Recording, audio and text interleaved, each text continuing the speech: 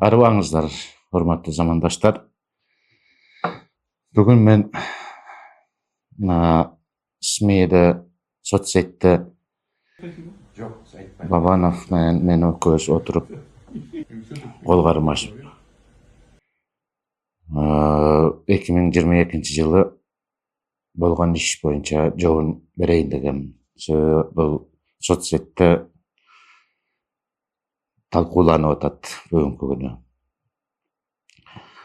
Бул боюнча бул окуя 2022-жылы октябрь айында болгон. Окуяга чейин мени келип коркутуп, шантаж кылып каматып берем деп, соглашение об возмещении убытков деп 208 миллион сомго кол койдуртуп, андан сырткары коркутуп, кредит алдыртып, договор займага кол койдуруп, анан ошол күнү мен ыраазымын деп аргасыздан айтканга мажбур болгом. Бирок ошондо деле буга чейин видеодо чыгарып кеткендей, автомашинаны дагы Бабанов эркекче сөзү менен мага өткөрүп берем деп келишим түзгөнбүз. Бул эркекче сөздөн да жогору турат. Бирок Бабанов ал сөзүн кармабай, көз кол кармашкандан кийин ал машинаны кайрадан коркутуп, үйгө чейин келип коркутуп, машинаны биринчиден тартып алган. Андан кийин жок жерден сговор кылып, Кыргыз Торкмаш ишканасындагы менин складыма тоже тартып алды. Ал жетишпегенсип,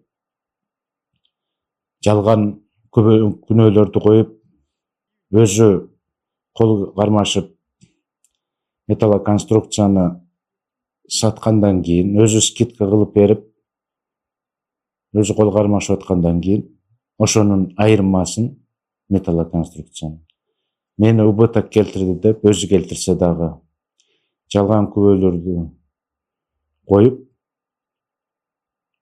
сотко өткөзүп каматты мени СИЗОго 4 ай. Ал жетишпегенсип, дүкөндөр иштеп аткан оборудованияларды как металлоконструкция катары оценка кылдырып, ошонун металлоконструкциянын стоимостун мен возмещение кылып берсин деп жок жерден дагы соттоо берип атат. Ал дагы эмне кылышым керек? Ушунчага чейин Бабанов өзүнүн сөзүндө турбай, бардык келишимдерди бузуп, андан сырткары менин балама иш козготуп, төлөнгөн акчаны төлөбөдү деп, аялыма козготуп, мага дагы козготуп, бул жалган күнөөлөрдү коюп, мен мына Алла Таала менен клянусь, төлөнгөн акчаны Мырзабаев өзү төлөндү, 6 миллион төлөндү, еще 30 000 доллар мындай болду деп берип атса. Андан сырткары мына экөөбүз сүйлөшкөндө 8 миллион сом деп атат. Ал жерде Бабанов Берки Мырзабаев Жаныбектин племяннигинен сурап атат. 8 миллион сом не болду деп. Ал төлөндү деп атат. Ал жерде 8 миллион төлөндү деп. Ана бирок соцсетте 8 миллион доллар ана мына деп обсуждение болду деп. Ал 8 миллион сом болчу. Ошол жерде өзү Бабанов өзү тастыктап атат. Бул боюнча мен Министерство внутренних делге кайрылгам, что бул төлөнгөн акчаны төлөбөдү деп заведомо ложный обвинение кылып атат деп берсем, аны дагы ишти жаап коюп атышат. Дагы эмне кылышым керек? Мен ошо эркекче сөзүмө кармап отура беришим керекпи? Мени, үй бүлөмө, бала чакамы камап койсо дагы, камайм деп жок жерден иш козгосо. Андан сырткары Бабанов мына эркекче сөз берип алган болуп, кол кармашып, кучакташып, экөө инвестиционный соглашение түзүп, соглашение о намерениялар түзгөндөн кийин бир да пунктусун аткарбай койсо, бул эркекче болобу? Ошол себептен бардыгыңыздарга ушу жооп болсун. Ушулардын бардык ушунча көп жамандык кылгандан кийин мен кантип жооп бере албайм?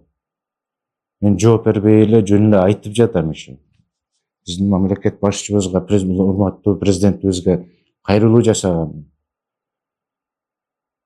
Ошого сиздерге өзүңүздөргө обсуждение коеюн. Жана мына Бабановдун блогерлерине төлөнгөн акча менен төлөнгөн блогерлерине да жооп берип коеюн. Өзүңөргө ушундай башыңарга түшкөндө силерди көрөт элем. Давно уже сайрап чыкмаксыңар соцсетке. Мен да 3 жылдан ашык күттүм, үн чыкпай. Ошого жооп төмөндөгүдөй.